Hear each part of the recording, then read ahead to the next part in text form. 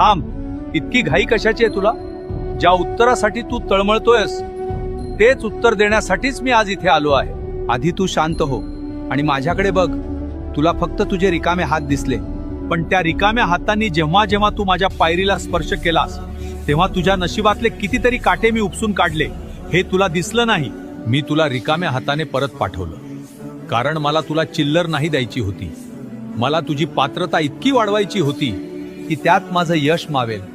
जर मी तुला पहिल्याच दिवशी सर्व दिलं असतं तर आज तू माझ्या दारात नसतास.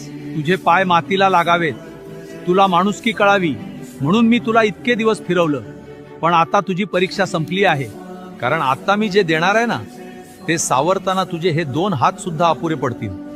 धीर धर, तुला फळ गोडच मिळेल.